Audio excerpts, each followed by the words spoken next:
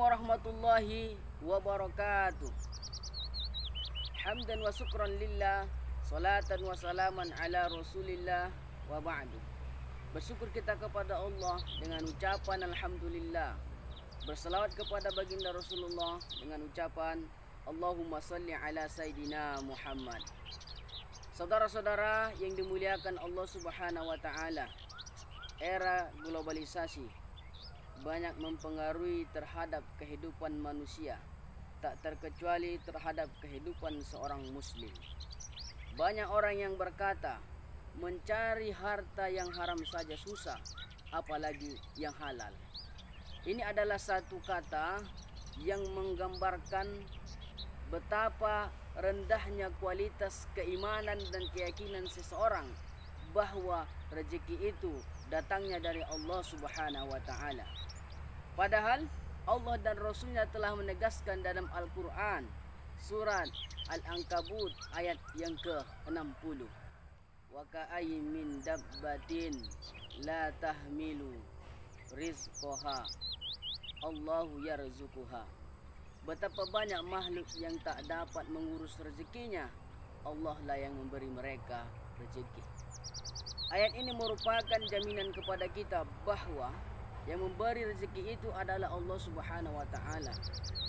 Bayi yang baru lahir saja belum bisa apa-apa, rezekinya sudah Allah jamin, yaitu melalui air susu ibunya.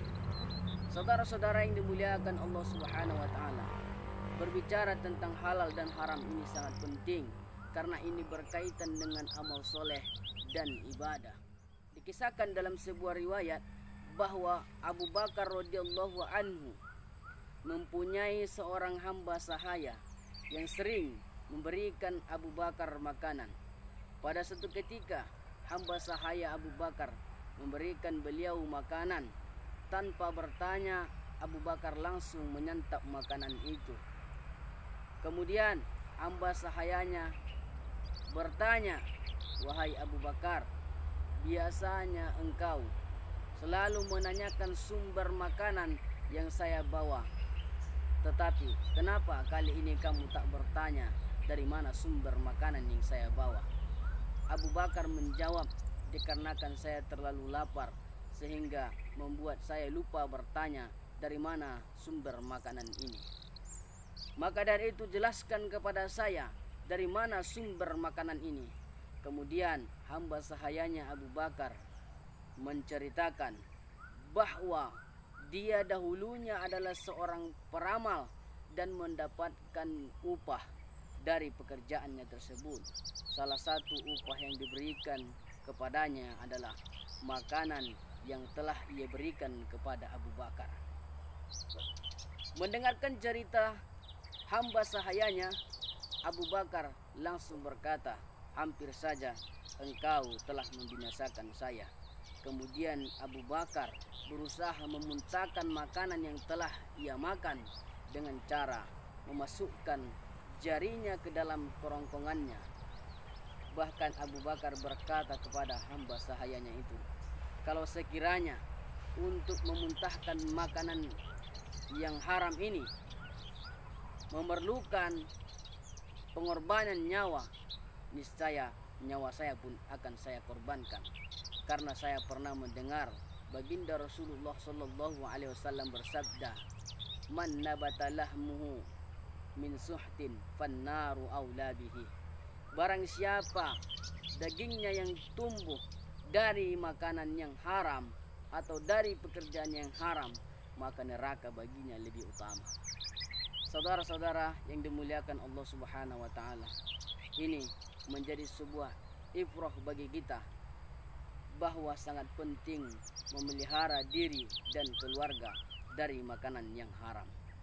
Saudara-saudara yang dimuliakan Allah Subhanahu wa taala, makanan yang kita makan dia akan menjadi darah dan akan menjadi daging di dalam tubuh kita.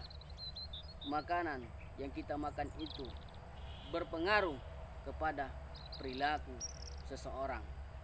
Makanan yang baik akan mendatangkan manfaat yang positif, namun sebaliknya makanan yang haram akan mendatangkan keburukan. Baginda Rasulullah sallallahu alaihi wasallam pernah bersabda, "Man akala haramun." Barang siapa yang memakan makanan yang haram, asad hawarihuhu sa'a am aba, maka seluruh anggota tubuhnya akan berbuat maksiat. Hadis ini kita pahami bahwa makanan yang baik akan mendatangkan kebaikan, namun sebaliknya makanan yang buruk akan mendatangkan keburukan. Orang yang selalu memakan makanan yang haram, hatinya akan tertutup dan hatinya akan lebih cenderung melakukan kemaksiatan kepada Allah Subhanahu wa taala. Namun sebaliknya, orang yang makanannya halal, maka hatinya akan lebih cenderung untuk taat kepada Allah Subhanahu wa taala. Saudara-saudara yang dimuliakan Allah Subhanahu wa taala, bahkan salah satu penyebab doa kita tidak diijabah oleh Allah Subhanahu wa taala dikarenakan memakan makanan yang haram. Sebagaimana baginda Rasulullah pernah memperingatkan Sa'ad, "Wahai Sa'ad, perbaiki makananmu, niscaya doamu akan terkabul." Bahkan baginda Rasulullah sallallahu alaihi wasallam bersabda, barang siapa yang melemparkan makanan yang haram ke dalam perutnya, Allah Subhanahu wa taala tidak akan menerima amalannya selama 40 hari. Saudara-saudara yang dimuliakan Allah Subhanahu wa taala, inilah yang harus kita jaga, yaitu jangan sampai makanan yang haram masuk ke dalam perut kita ini. Karena yang paling banyak memasukkan manusia ke dalam api neraka, salah satunya adalah urusan perut, karena dia tidak bisa membedakan mana makanan yang haram dan mana yang halal. Saudara-saudara yang dimuliakan Allah Subhanahu wa taala, mungkin inilah yang dapat saya sampaikan. Semoga apa yang saya sampaikan dalam video ini dapat kita aplikasikan dalam kehidupan sehari-hari. Dan mari kita semua senantiasa menjaga diri kita, keluarga kita dari makanan yang haram. Karena makanan yang kita makan itu akan mengakibatkan doa kita tak terkabul dan akan merusak diri kita sendiri. Karena makanan yang haram seperti yang telah disabdakan oleh baginda Rasulullah sallallahu alaihi wasallam akan mempengaruhi tubuh untuk senantiasa bermaksiat kepada Allah Subhanahu wa taala. Yang benar datang dari Allah Subhanahu wa taala. Apabila ada kesalahan datang dari nafsu dan kelalaian saya sendiri.